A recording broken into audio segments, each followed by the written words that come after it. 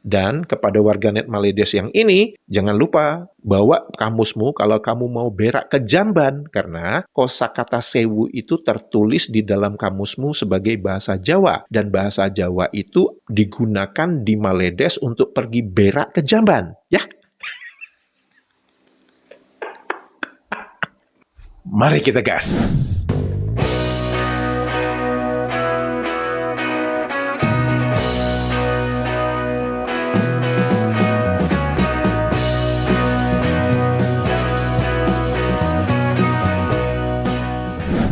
Halo, apa kabar semuanya teman-teman? Semoga kita semua dalam keadaan sehat walafiat. Amin ya robbal alamin. Selamat datang di kanal ini, kanal yang berbicara tentang perbandingan kosakata menurut Kamus Besar Bahasa Indonesia dan Kamus Bahasa Indonesia versi Maledes. Semoga informasi tersebut bermanfaat untuk warganet Indonesia. Teman-teman, sebelum saya membahas beberapa kosakata, saya ingin membacakan komentar dari warganet Indonesia dan warganet Maledes yang seringkali ajaib itu. Dari Mas Budi Mansyah. Video ini tidak hanya informatif, namun juga menghibur dan menyembuhkan. Terima kasih Mas Budi. Komentar Anda membuat saya semakin bersemangat untuk berbicara tentang perbandingan kosakata dari kerjasama. Saya sangat setuju sekali Maledes memperbanyak perbendaharaan kosakata agar makin banyak lagi. Ambil saja kosakata dari bahasa Tamil India, Hokkien Cina, Tagalog Filipina, bahkan bahasa Rusia dan Uganda juga. Maka kosakata Maledes menjadi terbesar dan terlengkap di dunia. Ini mau bikin kamus atau ensiklopedia? Dari Mbak Erlina, bilangnya Jawa hama, tapi segala yang Jawa punya, kalian elek semua. Elek sendiri itu bahasa Jawa, yang artinya kalian telan semua. Nah, ini yang saya katakan bahwa mereka ini bangsa yang sedang mencari identitas diri, dan apa yang mereka lakukan itu sebenarnya mereka ingin mengakui bahwa mereka itu asalnya dari Indonesia. Tapi gengsi, malin kundang, mengatakan, enggak, kami bukan dari Indonesia, kami dari Nusantara. Iya, Nusantara itu sekarang ada di mana? Ini komentar dari warganet Maledes. Saya membaca komentarnya itu sebulan yang lalu, saya melihat ada pola yang menarik dari orang ini. Dan saya ingin melihat apakah orang ini pernah memberikan komentar dalam waktu yang lalu di kanal YouTube saya. Ternyata ada. Dia menuliskan sebagai berikut. Bahasa Indonesia itu lucu-lucu dan campuran serapannya sangat buruk. Lagi pula lidah-lidah para penuturnya kaku keras telo. Telo itu maksud apa? Ubi maksudnya. Yang pelik, tidak sedap didengar, itu yang menjadikannya lucu. Oh, jadi kalau tidak sedap didengar itu maksudnya lucu ya? Dan lama-kelamaan menjadi memualkan. Oh, mual mendengar bahasa Indonesia, gitu maksudnya. Menurut kamu, rakyat Indonesia nggak mual dengar kalian mengucapkan kosakata tiup, maksudnya tiup. Kemudian mengucapkan kosakata basikal, seksen, stesen, convocation. Emang kita nggak mual dengarnya ya? Dan menurut Anda itu ya contoh kosakata serapan yang baik, yang bagus menurut Anda ya? Oh, definisi bagus buruk kita memang berbeda ya. Dalam sebulan terakhir ini, orang yang sama, warganet Maledes yang sama ini, dia menuliskan apa? Sholawat Nabi. Ini adalah kesesatan logika yang nyata. Ketika saya berbicara tentang perbandingan kosakata, menurut Kamus Besar Bahasa Indonesia dan Kamus Bahasa Indonesia versi Maledes, dia malah menuliskan sholawat Nabi. Ya ini kan jelas kesesatan logika ya. Allahumma sholli ala Sayyidina Muhammad wa ala ali Sayyidina Muhammad sallallahu alaihi wasallam. Kenapa nggak nulis sholawat Badar sekalian gitu? Salatullah, salamullah, ala toha rasulillah. Salatullah, salamullah, ala yasin habibillah. Tuh, tulis aja sekalian sholawat Badar gitu kan. Itu lebih panjang lagi, ya. Tulis aja. Dari Mas Sony Wicaksono. Saya heran, kenapa Maledes benci banget dengan orang Jawa? Apakah nenek moyang Maledes pernah patah hati dengan orang Jawa? Kayaknya iya, patah hatinya dia dibawa 7 turunan.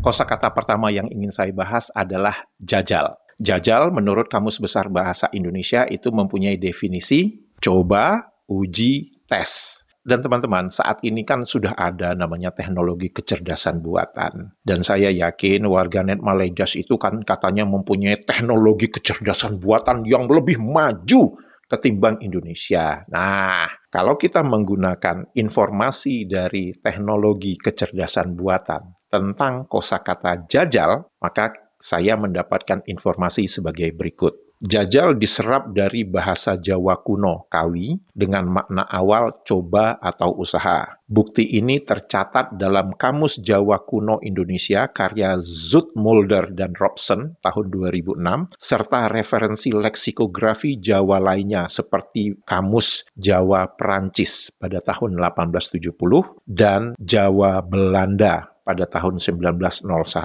Etimologi jajal mencerminkan proses penyerapan bahasa daerah Jawa kuno ke dalam bahasa Indonesia dengan inti makna yang bertahan hingga kini. Jadi jelas bahwa kosakata jajal itu adalah kosakata bahasa Jawa. Apakah ada kosakata jajal di dalam Kamus Bahasa Indonesia versi Maledes? Ada dong, masa nggak ada? Dituliskan sebagai kosakata pungutan bahasa Jakarta. Dan langsung mempunyai kosakata turunan menjajal atau mencoba. Kok bisa jajal jadi bahasa Jakarta? Saya jadi teringat ya, ada salah satu komentar dari warganet Maledes yang mengatakan, oh itu karena Jakarta ada di Pulau Jawa. Oh my God. Kayak gini cara kalian menganalisa suatu informasi. Ya udah, kalau gitu gini aja. Bahasa Batak dengan bahasa Minang itu dianggap sama. Karena apa? Ada di Pulau Sumatera. Aku terlepas dari kebodohan-kebodohan yang seperti ini. Kosakata berikutnya, degan. Itu adalah bahasa Jawa yang sudah masuk di dalam Kamus Besar Bahasa Indonesia, mempunyai definisi buah kelapa muda. Sekali lagi, kalau kita menggunakan teknologi kecerdasan buatan, degan berasal dari bahasa Jawa kuno, kawi, yang khusus merujuk kepada kelapa muda yang dagingnya masih lunak dan airnya segar. Artinya apa? Itu merujuk kepada buah kelapa muda, karena dagingnya lunak dan airnya segar. Dia tidak merujuk kepada daun kelapa muda, kan enggak? Jadi itu merujuk kepada buah kelapa muda. Kata degan juga digunakan dalam bahasa Sunda dan bahasa Bali. Degan tetap merujuk kepada buah kelapa muda dalam bahasa Sunda dan Bali. Dalam bahasa Indonesia, kata ini diserap sebagai istilah khusus untuk menyebut kelapa muda, terutama untuk konteks kuliner, es degan. Yang diambil adalah buah dari kelapa muda, berupa daging dan airnya. Tidak ada bukti kuat bahwa degan berasal dari bahasa Sanskerta atau Austronesia purba.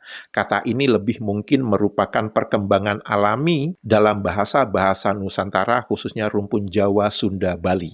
Apakah ada kosakata degan di dalam Kamus Bahasa Indonesia versi Maledes? Ada dong, masa nggak ada? Dituliskan sebagai pungutan bahasa Jawa. Jadi merujuk kepada komentar dari salah satu warganet Maledes yang mengatakan bahwa bahasa Jawa di Maledes itu digunakan untuk pergi berak di jamban. Kosakata degan tertulis di dalam Kamus Bahasa Indonesia versi Maledes ini sebagai bahasa Jawa. Jadi warganet Maledes ini kalau berak ke jamban harus membawa kamusnya. Karena di dalam kamusnya ada bahasa Jawa. Ya, didefinisikan sebagai nyiur muda. Ya Allah, kuno banget ya bahasamu ya. Kenapa tidak dituliskan kelapa muda? Kalian kan mengenal kosakata kelapa. Kenapa dituliskan nyiur? Saya jadi ingat dulu kalau belajar kesusastraan Pujaga Lama ya kalau nggak salah. Nyiur melambai, jantan melambai. Kenapa sih nggak dituliskan kelapa muda aja? Kenapa harus dituliskan nyiur muda? Mungkin yang menuliskan ini ada orang dari keturunan Terengganu atau Kelantan. Karena di Terengganu atau Kelantan, mereka lebih banyak menggunakan kosakata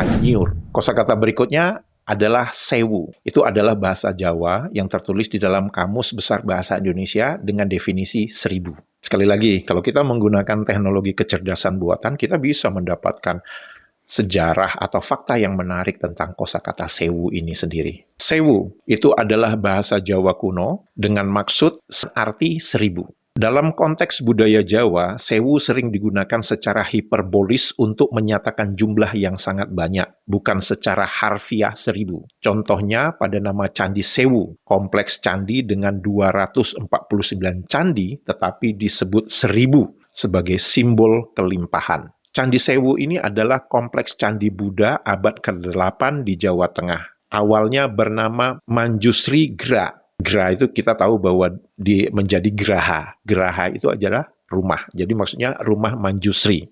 Tetapi disebut Sewu dalam cerita rakyat setempat karena dianggap memiliki 1000 candi. Legenda Loro Jonggrang mengaitkannya dengan upaya Bandung Bondowoso membangun 1000 candi dalam semalam. Prasasti Kelurak tahun 782 Masehi dan Manjusri Gra tahun 792 Masehi menyebut kompleks ini sebagai pusat keagamaan Kerajaan Mataram, tetapi nama Sewu muncul dari tradisi lisan masyarakat. Penggunaan nama Sewu juga diasosiasikan kepada beberapa tempat, seperti Lawang Sewu, gedung kolonial di Semarang yang berarti 1000 pintu. Nama ini diberikan karena banyaknya pintu dan jendela, meski tidak benar-benar berjumlah 1000. Kemudian ada suatu tempat yang namanya Tumpak Sewu, air terjun di Jawa Timur yang dijuluki 1000 air terjun, karena bentuknya yang seperti ratusan aliran air. Dan kebetulan saya pernah mengunjungi Tumpak Sewu ini. Menarik ya teman-teman, sampai ke lembahnya itu, dan teman-teman nanti dikelilingi oleh air terjun. Karena air terjunnya itu banyak, maka orang Jawa itu akan mengatakan itu karena banyak itu ya udah 1000. Jadi yang dibilang 1000 itu udah yang banyak banget gitu ya. Jadi bukan harfiahnya 1000. Kalau teman-teman juga mempunyai kesempatan setelah dari Tumpak Sewu itu, coba teman-teman pergi ke satu tempat. Saya lupa nama desa kecilnya itu apa, tapi saya ingat satu tempat yang namanya Masjid Tiban. Di Masjid Tiban itu, teman, kalau yang mempunyai pengetahuan konstruksi, bahkan yang mempunyai logika waras yang sederhana, itu teman-teman pasti bisa mempertanyakannya, mengapa bisa terjadi. Masjid itu, kalau nggak salah, ada 7 lantai. Yang menariknya itu adalah jalan masuk ke masjid itu hanya selebar 1 mobil saja. Sedangkan kita tahu, kalau untuk membuat bangunan bertingkat, kita memerlukan alat berat, kan? Itu menjadi sangat menarik kalau kita juga melihat arsitektur masjid itu. Bagaimana orang ini mendapatkan ide membuat masjid ini dengan segala bentuk arsitekturnya. Jadi kalau teman-teman ke sana itu seolah-olah teman-teman melihat kayak, ini kok kayaknya bagian dari Red Square di Moskow. Kalau teman-teman lihat di Moskow itu kan ada satu namanya lapangan merah. Nah di lapangan merah itu kan ada yang kayak kubah-kubah gitu. Nah itu tuh ada kayak seperti itu. Kemudian juga tiba-tiba di masjid itu ada guci gede banget gitu loh. Dia mendapat idenya dari mana gitu loh. Dan ditambah lagi dengan 7 tingkat. Jadi sesuatu yang bisa kita pertanyakan juga untuk mereka yang mempunyai akal sehat. Saya ngerti kalau yang IQ 15 ringgit nggak akan nyampe itu mikirnya ke sana. Dan yang menarik lagi bahwa Masjid Tiban, nama Tiban itu sendiri diberikan oleh masyarakat sekitar. Nama asli masjidnya itu apa ya, saya lupa. Tapi yang dimaksud Tiban dalam bahasa Jawa itu adalah tiba-tiba muncul. Kalau teman-teman mempunyai kesempatan, silahkan datang ke Tumpak Sewu dan mampir ke Masjid Tiban. Teman-teman bisa melihat sendirilah. Dan kembali lagi ke kosakata sewu, apakah ada kosakata sewu di dalam Kamus Bahasa Indonesia versi Maledes? Ada dong. Dan dituliskan sebagai bahasa Jawa. Mempunyai definisi 1000. Apakah kosakata sewu digunakan di Maledes? Saya yakin sebagian besar warganet Maledes yang menonton video ini justru baru mendengar, baru mengetahui, oh ada kosakata sewu di dalam kamusku. Dan kepada warganet Maledes yang ini, jangan lupa bawa kamusmu kalau kamu mau berak ke Jamban, karena kosakata sewu itu tertulis di dalam kamusmu sebagai bahasa Jawa. Dan bahasa Jawa itu digunakan di Maledes untuk pergi berak ke Jamban. Ya. Teman-teman, jika video ini informatif dan membuat hari-hari Anda menjadi riang gembira, jangan lupa jempolnya dan komentarnya. Untuk itu saya mengucapkan terima kasih. Sehat walafiat selalu. Menyala Indonesia. Dadah!